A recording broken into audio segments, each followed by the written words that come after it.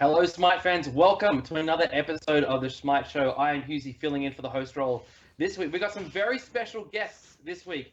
First and foremost, we have the man himself, F. Dot, High Res Caster. F. Dot, how you doing? I'm doing well. How you doing? How's everybody doing? Yeah, good. So also joining us, we have got Gruff from Tainted Minds. Gruff, how you feeling? Yeah, not bad. Bit tired. You know how it is. Yeah, and last but certainly not least, we have the man, the myth, the legend. We have Sporks from Team Pandemonium. Hi, friends. Alrighty, so welcome to the Smite Show for this week. Obviously, a bit more of a focused episode this week than some previous ones. With the OPL finals just being done, relegations and the All-Star match just around the corner. But we're going to talk first about the OPL finals. Now, obviously, Sporks, Gruff had a very unique perspective, both of you, on not only the event, but the games played. Gruff, I'm going to go to you first. You know, what were your feelings going into those matches? Obviously, we were a bit nervous. It was our first LAN event as a team. Beating Pandemonium is a huge task. Like, we knew that. So, yeah, it was a lot of nerves, a lot of preparation. Sporks, what about you guys? I was mostly nervous because we hadn't really practiced that much, but I think I went in pretty confidently.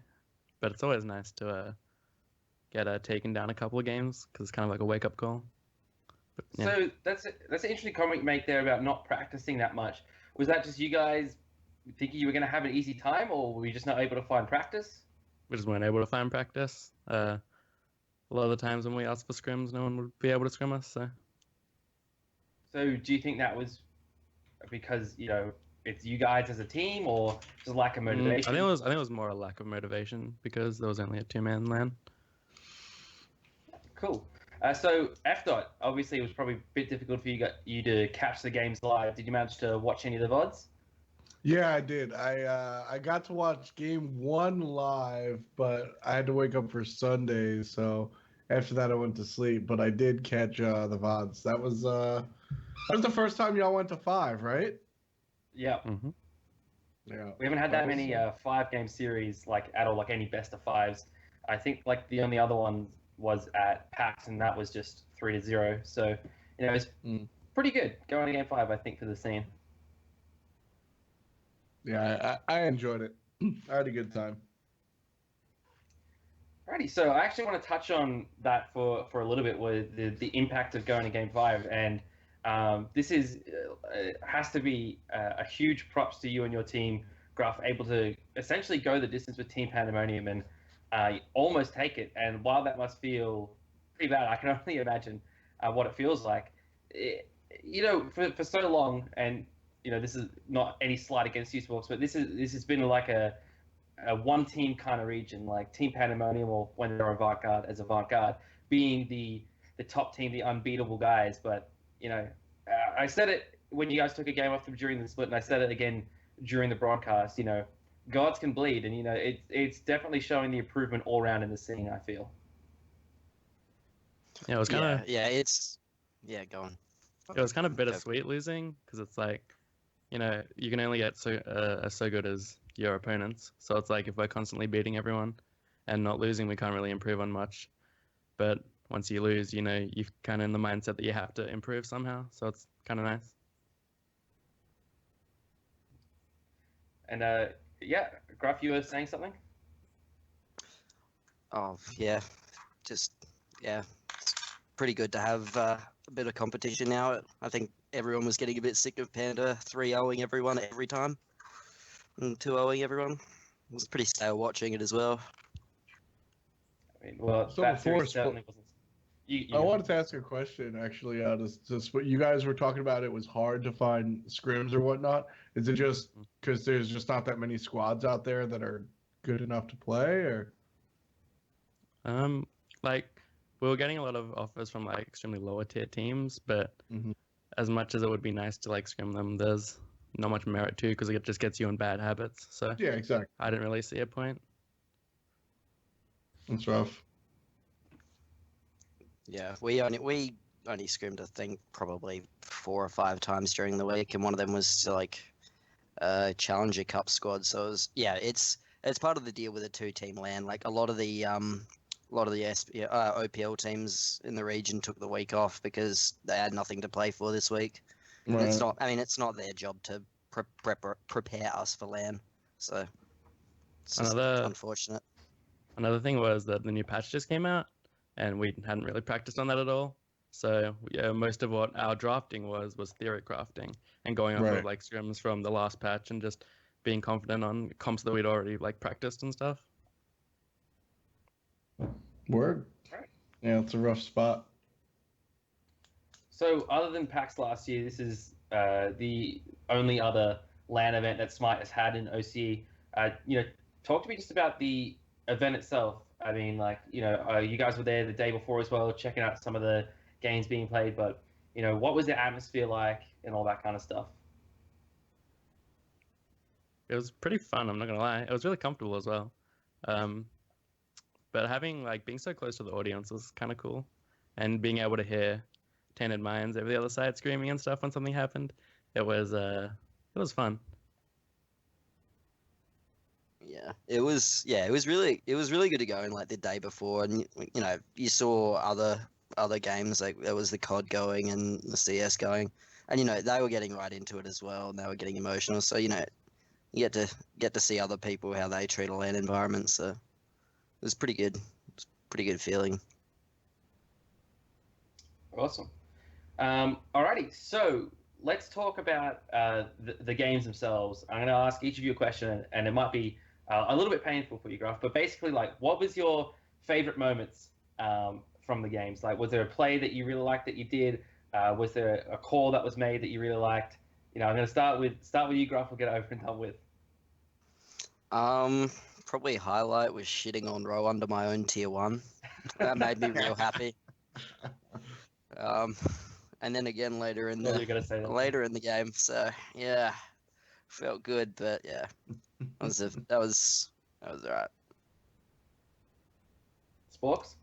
I think you already know what I'm gonna say, but seeing Jesse hit a 3-man snipe was pretty exciting. That was fun. Oh, I feel so bad saying it. I'm sorry, bro. He does it. That's alright. It's fine. All right, and you, F. Dot, so, having watched the videos back, anything that you saw that you thought was particularly noteworthy? Just the whole, I mean, you know me, I'm going to go for the big picture type stuff. I thought this was a fun matchup, like you said. I am a night owl, so, I don't catch every game, but I peek in on the OPL and stuff, and I don't know. It's fun to see like the number 1 and the number 2 teams kind of like all season, right? Just come through at the end and go head to head. So I enjoyed that. Also, shouts to Cheetah's ISIS. Yeah. Game 1 was pretty rough for Tainted Minds. Alrighty, so just kind of from my perspective, I think seeing the Tainted squad develop from when they were first kind of born as Take-Two into the squad that's going the distance with the tenured Pandemonium, I think it's pretty incredible. In such a short space of time, such a team was able to develop themselves and take some essentially no-name players like Slicey and Shred into these players that are competing with guys that have gone to Worlds. I think that for me that was the biggest part. And throughout the series, like after game 1, I was like, oh no, here we go again, another repeat of PAX. And then game 2, just a complete turnaround, and your performance, especially Gruff, cannot be understated in that game. Along with Slicey, just so much. And for me, it just shows the potential of the scene and where we can go moving forward. Or like, it just makes me excited for the future of Smite and OC and what happens next week. Because now it's not just a guaranteed like, oh, Pandas win. It's like it's actually it's more and more competitive, which I think is great for the scene, and it's great for bringing out new talent and people that are not afraid to stick their hand up and said, yeah, I want to have a go at this, because anyone can do it. Like, we're such a small region as well that there's talent there just waiting to be found. Yeah, I mean, I think you're onto something there. And if you take a look at not just the SPL, but outside of Smite and just other leagues in general, competition comes from, it takes a couple of years to develop just because you have the initial group of people that are interested and that's who's playing right now, right? And then the next wave of people when they start watching when they start watching the OPL and they're like, "Hey, that's cool. I want to be those guys." And you get that second wave of players, that's really when you start to see that. So coming into this next year and etc., you should just see more and more of that. And hopefully the whole we can't find a scrim thing goes away because now you just have these teams that all want to get better and sneak their way to worlds, so just it's a numbers thing more than anything else. So it's very exciting to see not just the passage of time, but also increase in like viewership as well on the broadcast is always good. So with all that stuff about talking about getting to competitive side, I'm going to use this chance to plug the Challengers Cup. Going to be starting up again in Split 2 as well. So if you and 4 of your mates want to go ahead and play some competitive Smite games, stick your hands up and do it, guys. Because even if you just want to play for fun, it's a good opportunity to get some quality competitive games. So can't stress enough, how many people get found through challenges and things like that. So just go for it. Is basically what I'm saying. Give it a shot. All right. So with that, let's move on. Let's talk a little bit about the SPL now that the OPLs are done with. So I imagine everyone here is, well, especially you, F. Since you're casting all the games, but you guys are all like me and very interested in the North American European scene. So, from this week that's just gone by, we saw some interesting results and some really high-level games. Saw versus Eager comes to mind for me. Enemy versus Envy, a bunch of those games. Is there any games this week that you guys thought were just absolutely crazy? I kind of found it weird in the second game of Luminosity versus Saw that they didn't invade them. It was Alcong, Alcong, Vamana, and Luminosity was Willix and who was it? I forget. Anyway, but they had a really good invade, and it was against an Alcong. I found it really weird that they didn't invade. Oh, it was a Bakasura and a Willix, so they really should have won the invade, or even just stolen the blue buff because it's Bakasura. And I feel like it could have spiraled that game a lot better for Luminosity. Yeah, I mean part of what makes Bakasura solo good is the fact that he's guaranteed to be ahead. It's just math, I'm taking your shit and it's mine now, right? There's just less on the map for you to have, and we didn't really see that flex. I don't know. It was very interesting for me because that was the first time Snoopy ventured out of the I don't want to say traditional solo lane gods, but the warriors, right? I mean, Sporks, what is that? I mean, how is a solo lane god pool like in that regard? How much different is it to play the assassin like Bakasura to the frontliner like Osiris? Well, it's a completely different playstyle. So it's you can obviously tank lane a lot more as a warrior, but when you're playing someone like Bakasura, you don't have wave clear, so you're mainly focusing on trying to take their jungle, which if you don't have wave clear and you don't have pressure on lane, it's not really going to happen because you can get poked out. And so if you're not really ahead early as Bakasura, or as any assassin really, you're not really going to do well in lane. You're just going to get pushed and poked by a warrior who's most likely going to have teleport, and you're going to be having beads because you're squishy. So yeah, I think that was a problem going in. Was just, I don't know, Snoopy's performance unfortunately didn't do what it was supposed to, which was rough. Ruff, anything you saw from the SPL this week that you thought was noteworthy to take away? Yeah, I'm getting sick of watching Enemy play hour-long games. I can tell you that. But yeah, I've been really impressed by Enemy almost the entire split. They've I mean, I don't know what Payne's done with that team, but it's been unbelievable. He just took 3 players that hadn't played SPL before, and they're I think are they first at the moment? Yeah, I think they are. They're First. Yeah, 9-3 or something. I mean, and their mental fortitude, they're winning the long games as well. Their objective control is really strong. I love watching Enemy. I love watching all Enemy games. It's my jam. Enemy's been fun to watch. They're they're just led so well. It's very fun to watch enemy, especially like as someone that like I have a grasp on high level play, but I rarely get to sit like in player comms. But the way that enemy plays, you can really like see where their calls are because they're so Payne's the only one calling, and you can just see on the map like this is what the call is. It's a lot of fun to watch enemy play. They seem really disciplined as well, especially for a lot of amateurs. Yeah. Yeah. Like Gruff said, I don't know what Payne did to that team, but they play like they're paid very well or scared. Yeah. There was I forget who had the tweet. It might have been Drelo, where he's like, that face when you go 0-2 on enemy and roster lock is until next week. I was like, damn. Oh, Yep. Sunny.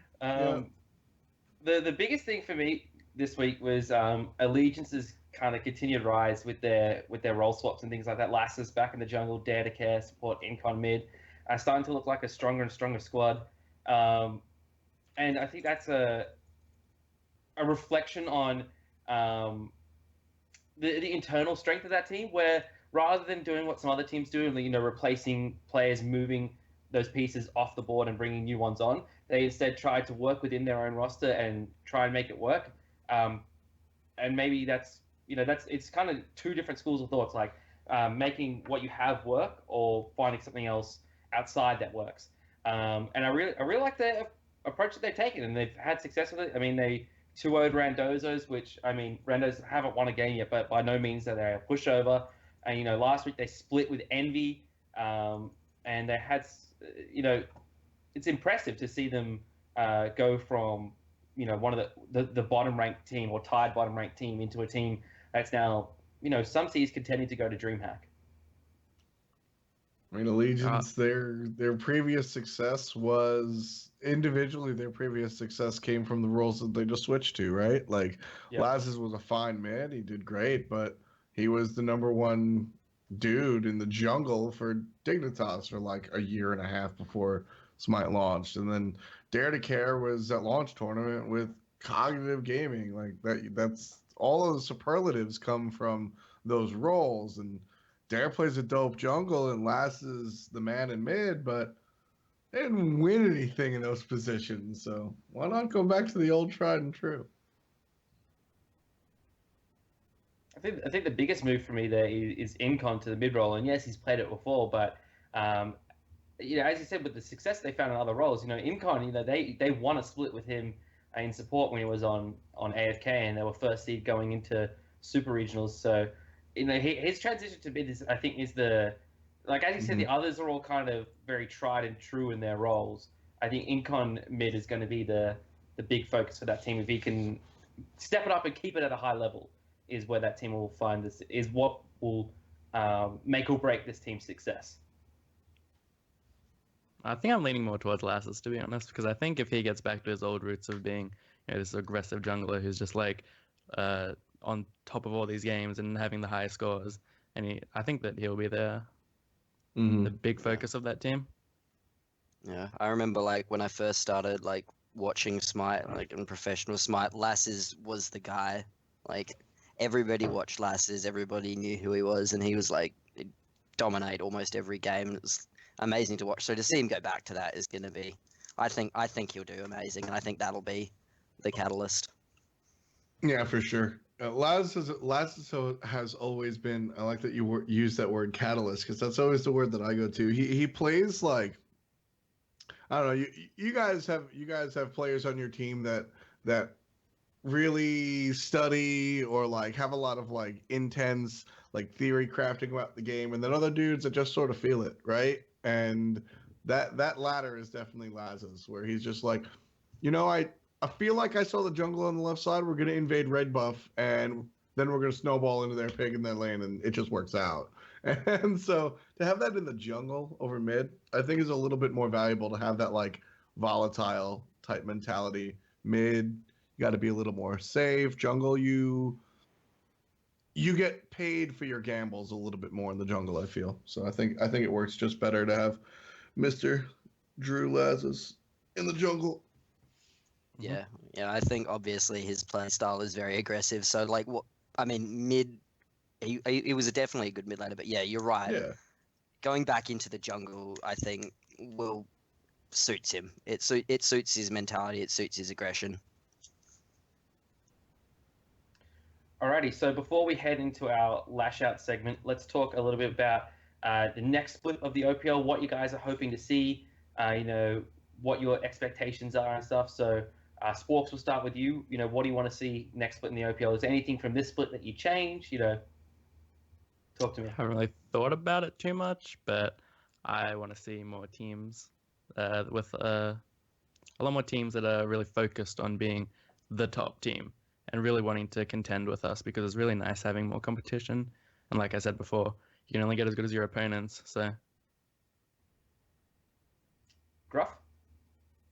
Yeah, I agree. I want to see more teams like take it seriously. Like a lot of the teams in the OPL at the moment, they practice they practice like 3 or 4 nights a week or whatever, but they're not doing the out of hours stuff as well. Like once you start doing the out of hours stuff and the study and the research and like the theory crafting, like once you take it seriously, like this is what you want to be doing, then I think that's where the step up will come. And I'd love to see that. I'd love to see more teams, yeah, like Spork said, want to win.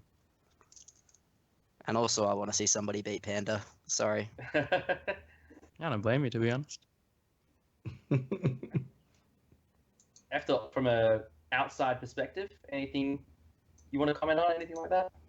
Yeah, I mean the same shit that the other guys said. Really, is just I want to see more teams trying for it. I feel like obviously Tatum Mines and Dire Wolves and Avant Garde are trying, but I don't know, man. I caught a couple of Trident games, and it just seems like a different mindset. Just seems like a different mindset. So it's the Oceanic Pro League, right? Yeah. Don't squander I feel the like opportunity. a lot of it also comes down to if you're getting like shit on. It's kind of hard for me to say this because I haven't really personally experienced. I know it might sound cocky, but when you're at the bottom and you're not doing too well, and it can be like feels like you feel like shit. But I feel like if you keep going and you push through, then eventually one day, if you've tried hard enough and you've put in the effort, one day you'll push to the top and you can be a top team. But it just comes down to how much you want it. All right, cool. So this leads nicely into our next segment. So I'm sure Gruff and Sporks know what this is, but F dot for you. This segment is called Lash Out, and basically, if you have any beef, if you have any issues, not with anyone personally, but just with maybe the community, maybe just the way things work in general, maybe politics. It can literally be anything, but anything you want to get off your chest, anything you want to say, go for it. So I'll give you a chance to think about it a little bit. Gruff, anything you want to lash out about? I was really happy with the turnout from the OCE community at LAN. It was loud in there. Also I want a pair of those Commander headsets. I want one. I want one so badly. Oh my god. It's the best thing in the entire world.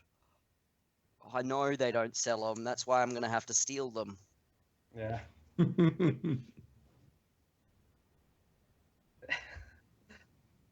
Yeah.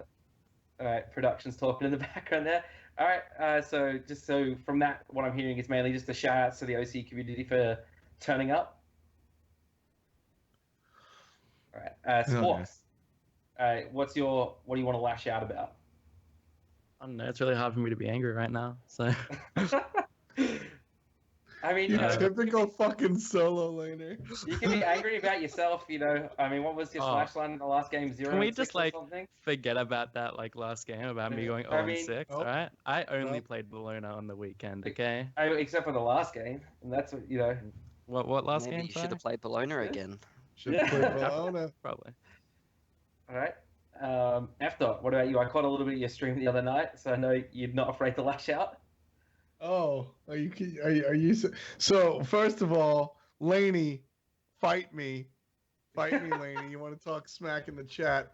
Fight me. Come at LAN, but you got to win before you actually make it to LAN. Second of all, turn up. Shouts to the OPL guys for coming out and putting on a good show. That was always fun. Oh, there was something that I wanted to complain about. Oh, fuck Bakasura. I hate that he's back in the meta. That's it. Every one of my casual games, Bakasura will just walk up and eat my minion, and they'll be like, ha ha ha, look how good I am, and then they'll jump the wall and run away, and you're like, thank you very much. I wasn't using that anyway. Like, Yeah. oh, I have Just had get the rid of it. pleasure I of don't not want them versing a Sura yet, so I think I might keep it that way. oh, I want to lash out you- about Jingwei. I'm envious. You know, I don't know, just seeing her in all of my arenas when I'm trying to just earn my bonus round victories, man, and just people just like, sorry, first time on this god, just trying to master, you know, don't get mad. And it's just like, just want those bonus round wins, man. I just want that avatar. Just let me get it. I finally got it. Yeah, I have something yeah. to lash out about. Oh, here we go. Let's go. Fuck casuals. Holy shit. We don't get ranked, and I'm getting paired with like level 15s in casuals. It is so annoying. I just want to Well, have some way without scrimming to have a competitive, sort of like conquest match without having Bong Smoker 96 playing Apollo Tank and going like 0-16. Yeah.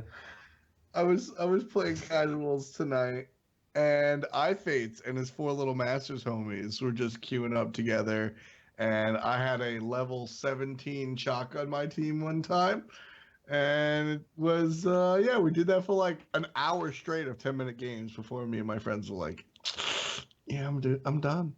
I'm done. Yeah. If you queue Australian casuals at any time outside of 6, you will get upwards of 3 sub-level 20s in your games, and it is traumatic. It is so traumatic. You'll be like, oh, I call ADC roll, and then you'll watch this Kukulkan with reinforced greaves wander up your duo lane. You're like, Dude, that's some Thank value you. right there. Yep. thank you, Fonky, on your Smurf. The Anubis insta-lock that doesn't say anything in lobby. Oh yeah. Yep. Lots of fun. Yeah. All right. Well, I want to lash out a little bit as well on the theme of casuals about just people just being abusive in game. Yeah, I get it's the internet, and everyone's free to meme and troll like you like, but sometimes you got to remember that there's someone on the other side of the screen, and some things you say can affect other people. So if you're in a game with someone, you don't need to push it over the line. Just have some respect for your fellow man. Oh, how cute, Yuzi. Yeah, I know. That Alrighty, was so adorable. our next segment is Q&A, and this will be the last thing we do before we finish. A shorter show today. We'll do some Q&A. Actually, no. Hey, chat, think of some questions and stuff to ask our guests. I'm going to talk about the All Stars event that's happening. So this is something new to OCE Smite, and I think maybe Smite in general. But basically, what we're running is an All Stars tournament where the top 2 players in every role, as voted by the fans, and there'll be some influence as well from the CG admins and maybe from the players, if we could figure out who the players are anymore, about who are the top 2 players in every role. From there, myself and a special guest, who I'll announce just after I explain the rest of the format, will do a kind of draft in the style of like the NFL or NBA draft, where say I'm picking first, I pick my support, and I think Tomolomu, he's the top support. I want him on my team. I grab Tomolomu for myself.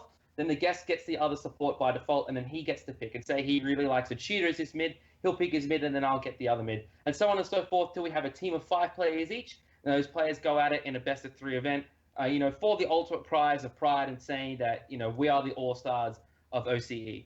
Yeah. So what are you guys' thoughts on that? The format of the event? Are you guys hoping to be All Stars yourself? That kind of thing. Sounds like fun, so can't hurt anyone. Yeah, now I'm kind of wishing I hadn't fed in half my OPL games. That sounds really fun. I've always liked the idea of an all-star thing. But so that happens after relegation, right? Yes, it is. Oh, I was gonna vote for Laney, but I'm not sure he'll be there, so we'll see. Oh, shucks. But No I one think that's a voted lot for of Laney fun. anyway. I think No one that's a voted lot for of fun, bringing all the teams together for something like that. That's online, right? Yeah, it'll be online. There, yeah, Oh, you know, yeah. we don't get to do much stuff offline. So people that are wondering, I mean, I'm going to be one of the coaches, and the other coach, very special guest. It's your colleague F Dot, Mr. Kevin Adonis himself. Yeah. Can I be on Gotta Adonis's be- team, please? No. Wow, BN. Who says you're even Oh. in the box? Jesus. That's true. Yeah, I that did was see a, in that was a last big game. assumption. 0-7 is an all-star performance. Like, That's true. Rip my Katie. yeah, So what happens when Um, we ban Bologna now? yeah, I guess I'll just leave the lobby. What else do I pick? yeah. Alrighty, so that is the All Stars event. There'll be some announcements about that event and relegations coming in either tonight or tomorrow about format stuff where you can capture all those games and stuff like that. But for now, Q&A. So chat, you know, any questions? Sorry, what was that? No, we haven't tweeted yet. Do you want me to say it now? All right. All right. Well, then I guess, guys in chat, you're hearing it here first. Relegations are going to be moved back a week. There's some things that have come up on the side. Well, just some things that have come up that have made it impossible / not worth it to do this week and unfair on a lot of parties to do this week. So we're going to push it back a week, and that means All Stars is going to be pushed back a week as well.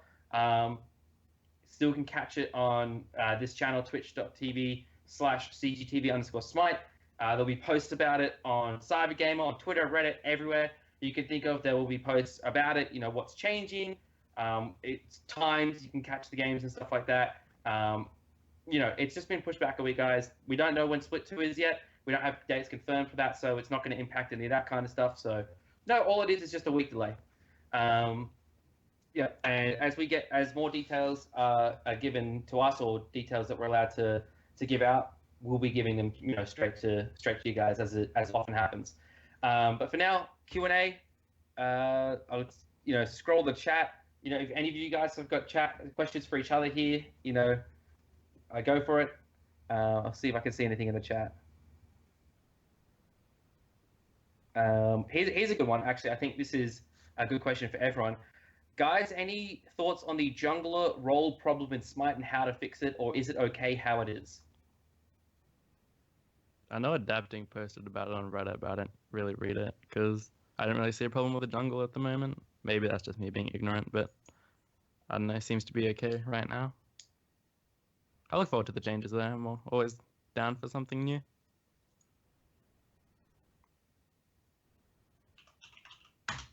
I think the Right. jungle right now has a lot of sharing involved, and that can be frustrating. How to fix it? I don't fucking know. I'm not a map designer, but like realistically, I guess you can you can speed the waves up so that the mid can't leave. Right? Maybe that's the trick. I don't know. Give me my But- other ball back. 2 pigs. Yeah. Yeah, I don't know. I think I think solo laners don't get enough farm. Give me an extra minion as well. Jeez. Yeah.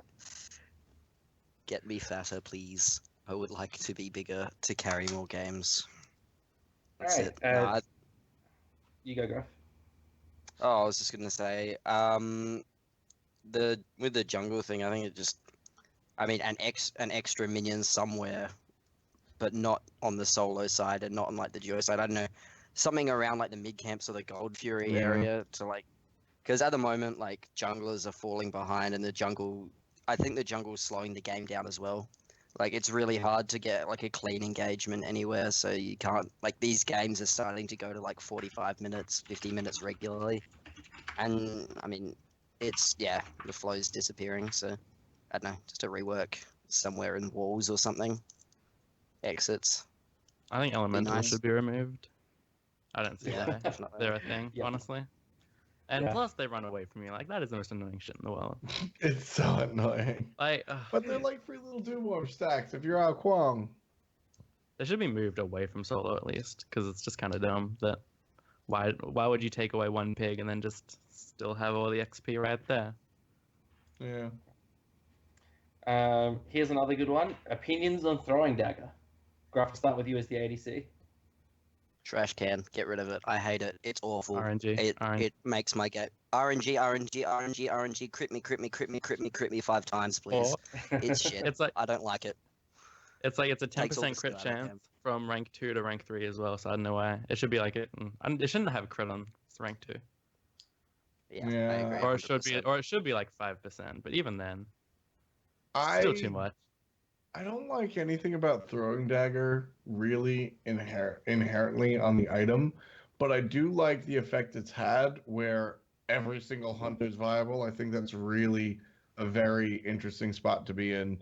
I mean, that's the ideal, right? Like, you're not going to create a game where you can play every single god, but and the closer you get, the 10 points, right? Like, that's cool to have every single. I mean, you could even play Hunter or Cupid, realistically, right? Xbalanque was played today or yesterday to great effect by Zapman.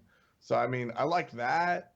But yeah, I think the crit's a little ludicrous. I think it's kind of a little wonky, but I like the effect it's had. So, I like the effect it's had on the meta, but yeah, the gameplay's made laning very dangerous at all stages. Well, at all stages early on, because you just don't know if somebody's going to hit you for 4 times as much damage as you're hitting them, and clear your wave twice as fast because they have good RNG, and that I don't like. That's the biggest issue.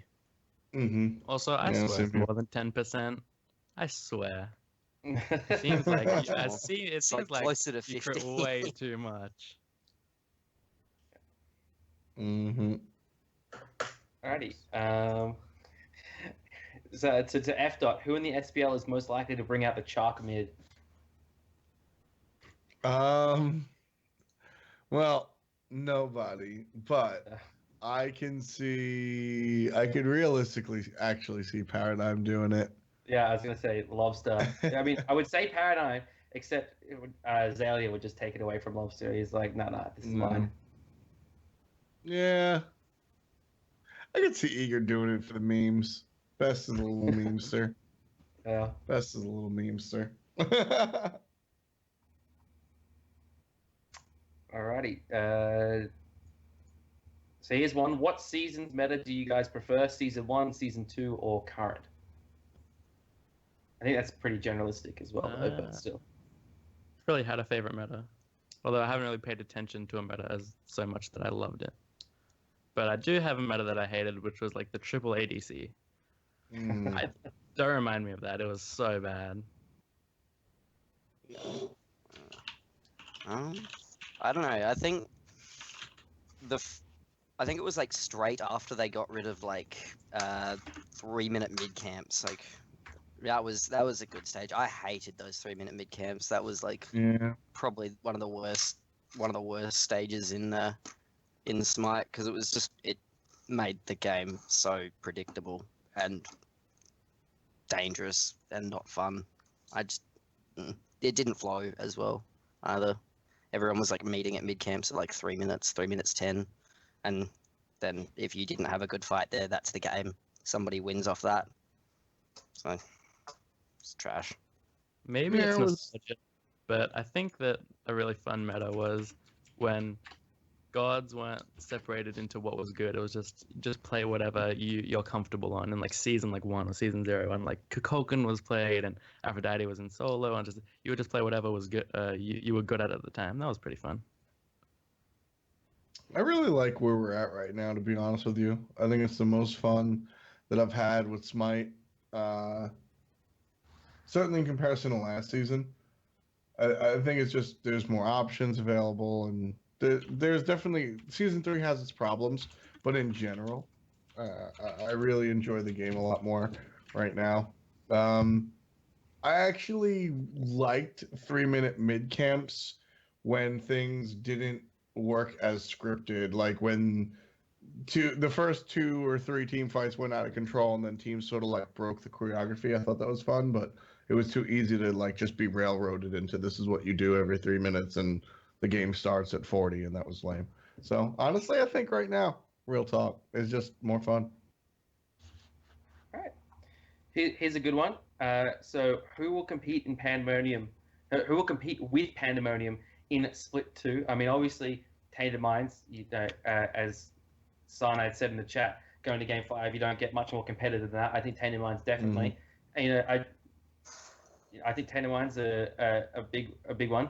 Other than that, I've heard some rumors of some teams forming and stuff that I think can be competitive. Avant-Garde, they're stuck together. They're just biding their time, and to be honest, they underperformed this split to what they were slated to do. I think they can be still a very strong team. In the end, I don't think the question shouldn't be who's going to be competitive with Pandemonium next split. I just think it should be who's going to be competitive next split, because the competition's a lot more equal. I haven't really seen of many teams in like Challenger Cup, but I feel like Split 2, if teams put in the effort, anything can happen, honestly. I feel like it's like if teams can improve, then during one split, either we're going to do terrible and they're going to do amazing, and it's only a matter of time. But I'll give it another year. Yeah, well, I don't have. I'm not a good person to ask on which teams are going to be good, because you usually see them in scrims, and I think our scrim win percentage is a bit below 20% against literally every team in the country. So, yeah. Llamas could be good, though. If Llamas put in, they could be good. Alrighty, so we're gonna close up here in a second. Get some final questions in. Do any of you guys have questions for each other before we head off? Why'd you ban my Chang'e, man? I want to play Chang'e. Cool intuition. Yeah, we banned it, and I looked over at you, and I saw your head drop. I'm like, yes, I got it. I got one right. I was like, it was like, all right, if they pick one, we're picking Chang'e. It's like, all right, time to pick Chang'e, but it's banned. I was waiting for so long for it to happen. Would have been good to get you off Bologna for a change. Force me into Osiris instead. Yeah, that was, the 6-second anti-heal on a single target. Yep. It's okay. Who do you? All right. So the final question, and this is for all of you guys. Who do you think are going to be the teams from NA and EU that go to DreamHack? It's top 3 from NAE, right? Yeah. Yep.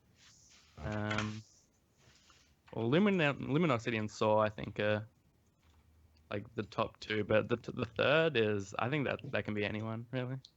I think it's still like really close. And then EU, I'm not sure. I've only really watched NA, so I can't really comment on EU. Yeah, if it's top 3, well, I think Enemy, Saw, Luminosity, or Enemy or Eager, I think, could make it. Envious if they clean this shit up and stop losing games that they have no right to lose. EU, just Pantera, Paradigm. I think Cringe Crew could do well. I really like watching them. I think they're a bit of a dark horse. Yeah. So, yeah. I think early on you could just go, well, obviously Envy and Luminosity are go. I don't think that's the case. Real talk, in no certain order. I think we see Soar, Enemy, and Eager go to DreamHack from the North American side, and Panthera they're the pandemonium of Europe. Like, they just don't lose. They're 8 million and 1. They're gonna stay 8 million and 1. Like, OL. So they're going, and then the other two over in Europe, I think, are pretty rough. I think that Fnatic might be able to make the swing up, but if they're in 7th right now, realistically, I think you're looking at Paradigm, Dignitas, or Panthera, Paradigm, and like maybe Dignitas, maybe Cringe Crew. Like, it's tough. Me personally, I think in NA it's going to be Enemy, Eager, Luminosity. I think Eager's definitely on an upswing. I think Enemy should maintain the dominance, especially like one of their toughest sets is behind them with LG, and they kind of showed their mettle on that one. I think LG, just their experience, will carry them through. On Europe, Pantera, pretty much all but confirmed. They dropped one game to Cringe Crew, rip my FP and all that. Then I think Paradigm, I gotta support, my boys in Baba Yetu, we trust. I think the third place team, I'm gonna throw a name here. I think that can maybe pull it off. Leftovers. I think. Yeah. I think they've got it in them. There's the young Badgie has got it. Has got some special things cooking with that team. All right, so kind of on that note, just before we end the stream, something I want to touch on that's I'm sure everyone in the Smite community knows about, but I'm particularly passionate about, and that is, and I'm sure you are as well, F. is Allied. I've been diagnosed with cancer, and there's a lot of different funds that have been set up to raise money to help him with his medical bills and stuff. So there's a bunch of different links. The main one I'm going to drop in chat right now, and it's a stream you can go to right after this one, and I think that will host it, is Lydia. She's currently doing a 24-hour stream, raising some money for Allied. I believe she's already raised over $4,000, which is incredible. I don't even know if she's halfway done yet. And so, Allied, one of the first people that got me into Smite, and I'm sure that's the same for so many people, but just, I could always, just turn on Twitch and then, there's Allied streaming, and, became friends with him, online and then at Worlds as well. Like, just a tremendous guy. And, cancer's a horrible disease that I've had personal experience with, and it's one of those diseases I'm sure many people have had personal experiences with. And, one of the positive things about the Smite community is that we can go out and make differences in people's lives. And this is something that I feel like we as a community can definitely contribute to and help fight. So, help Allied in his fight with cancer, and, tune into Lydia's stream, donate if you can, just be there for moral support if you can't. Anything you do at all, it's positive and it's something. So, every little bit helps, guys. Yeah, for sure. Alan's a cool dude, cool friend, cool co-caster, colleague, and all that shit. There's also a GoFundMe link out there if you just want to give it right to the. I've got it right now. I'll throw it in chat. It's Kevin. He's a family friend of Kevin's a family friend of Allied and Shell. He's the one that set that one up. So yeah, I mean, it's a tough life living the old contractor, no healthcare type deal. I've been there. Yeah. I've been there, so yeah, helping out an ally when it counts is definitely a good deal. Alrighty, guys. So that's we're going to close up there. We'll go from the top. Gruff, is there any shout outs you'd like to make before we finish up? Huge shout out to bubble in my throat. Sorry. Huge shout out to Switch Bay for helping us out this weekend. He flew himself up from Melbourne, and he helped us out all weekend, and the whole team and the org really appreciate it. So. Sporks? Shout out to Gummy Dog for the pillow. Shout out to F. for coming on at 6 a.m. And shout out to Standing Minds for really showing up. F. Shout out to you guys. Pretty sweet. OPL rules. Like I said, I really enjoy catching the games that I do. Shout out to Laney. It's been fun bantering. It has been. And to that, shout out to all the pros or the hopeful pros in the OPL. Hopefully the scene grows as much as we think it will. I think there's a lot of hope there as well. Shout outs to 6 a.m. That's really cool. Everybody thinks I'm stoned. I'm actually just barely awake. But I'm here for the cause. I really jokes aside, I thought it was important for me to come and especially after the LAN you guys had, just show up, and that's cool. And I had another shout out that I really wanted to give, and it was either funny or important, and I forgot what it was because it's 6 a.m. So oh well. But shout outs to Timmy's shirt. There we go. Oh my god, no.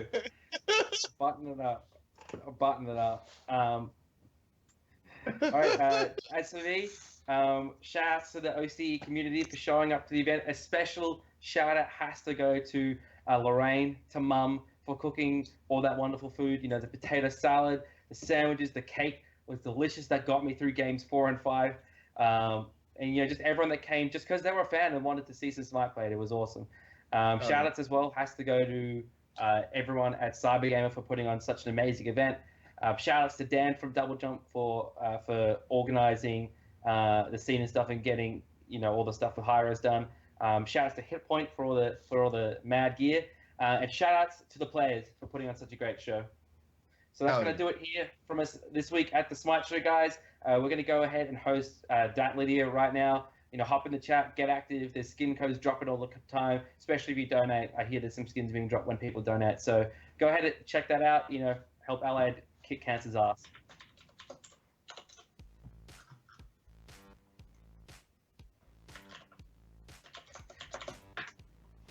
Oh my goodness.